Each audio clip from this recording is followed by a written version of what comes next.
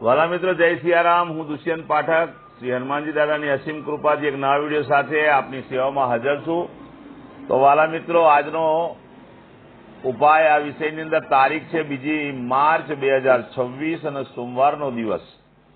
વાલા મિત્રો, પંચાંગ કહે છે ફાગણ મહિનો, શુક્લ પક્ષ, અશ્લેષા નક્ષત્ર, અતિગંડ યોગ, કર્ક રાશિનો ચંદ્ર, કુંભ રાશિનો સૂર્ય. અશુભ સમયની જો વાત કરીશ તો રાહુકાળ સવારે 8:17 થી 9:44 સુધી છે અને યમઘંટ 11:12 થી 12:39 સુધી છે. આ બંને સમય અશુભ સમય કહેવાય. અશુભ સમયની અંદર કોઈ પણ પ્રકારનું શુભ કાર્ય અને શુભ યાત્રા ન થાય. શુભ કાર્ય અને શુભ યાત્રા સારી કરવા માટે તમારે કોઈ સારું ચોગડિયું તો સારું મુહૂર્ત લેવું જોઈએ, જેમાં ઉત્તમ અભિજીત મુહૂર્તનો સમય બપોરે 12:16 થી 1:03 સુધી છે. તો વાલા મિત્રો, એ સમયની અંદર તમે કોઈ પણ પ્રકારનું શુભ કાર્ય તો શુભ યાત્રાની શરૂઆત કરી શકો. હવે વાત કરીશું આજના ઉપાયની. તો આજના ઉપાયમાં વહેલી સવારે સ્નાન કરવા બેસો. નાવાના પાણીની અંદર 1 ચમચી કાળા તલ નાખી દેવાના. પાણીમાં તલને મિક્સ કરવાના. તે જ પાણીથી નાહવાનું. ચોખ્ખું પાણી ઉમેરી શકાય. સાબુ શેમ્પૂનો ઉપયોગ પણ કરી શકાય. તમારું સ્નાન થઈ જાય પછી તમારે કાચા દૂધનું તિલક કરવાનું છે કપાળની અંદર, નાભી પર.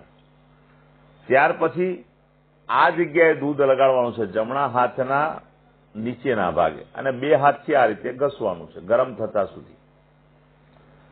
2 મિનિટ આમ ઘસશો એટલે અંદર થોડો ગરમાવો આવી જશે. આટલું કાર્ય કર્યા પછી સીધું સંધ્યા કાળે પશ્ચિમ દિશા તરફનું મુખ રાખી શ્રી હનુમાનજી દાદાને એક હનુમાન ચાલીસા, કાગભૂષણજી રામાયણજીનો પાઠ દાદાને અર્પણ કરવાનો. રાત્રે સૂતા પહેલા પોતાની પથારીમાં બેસવાનું, પલાઠી વાળવાની. ઓમ કૃષ્ણાય વાસુદેવાય હરે પરમાત્મને પ્રણત ક્લેશનાશાય ગોવિંદાય નમો નમઃ. આ મંત્ર યથાશક્તિ તમારે જપવાનો છે. વાલા મિત્રો, આ હતો આજનો ઉપાય. જે મારા વાલા મિત્રનો જન્મદિવસ 2 માર્ચ 2026 અને સોમવારના દિવસે છે, તેવા બધા જ વાલા મિત્રોને સૌપ્રથમ તો જન્મદિવસની શુભકામના. શ્રી હનુમાનજી દાદા એમની મનોકામના પૂર્ણ કરે, બલબુદ્ધિને વિદ્યા આપે, એમનું રક્ષણ કરે.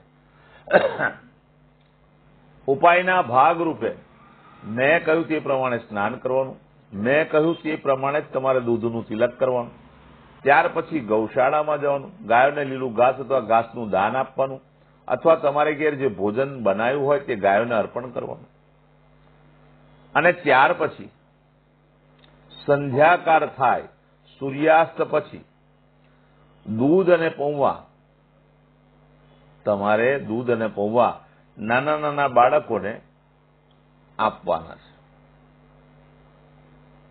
સાથે સાથે એક બીજું કાર્ય કરવાનું છે કે કોઈ પણ જરૂરિયાતમંદ વ્યક્તિને સફેદ વસ્ત્ર અને ચોખાનું દાન કરવાનું છે. બસ આટલું કરી લો, આખું વર્ષ આનંદ સહિત પસાર થશે.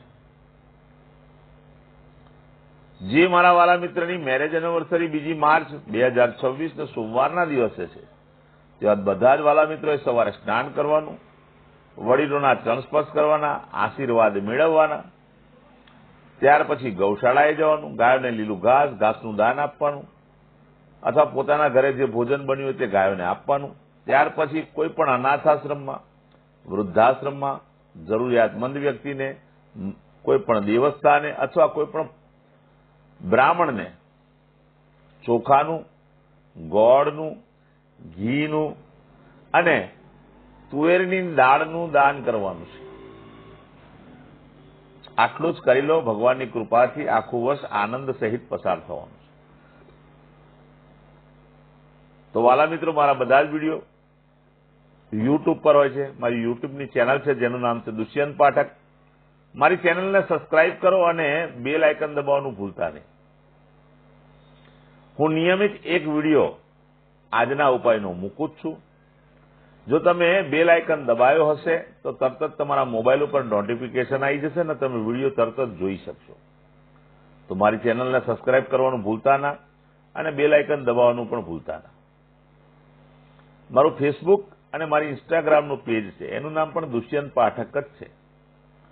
મારા પેજને ફોલો કરજો, લાઇક કરજો અને મારા બધા જ વિડીયોને શેર અવશ્ય કરજો.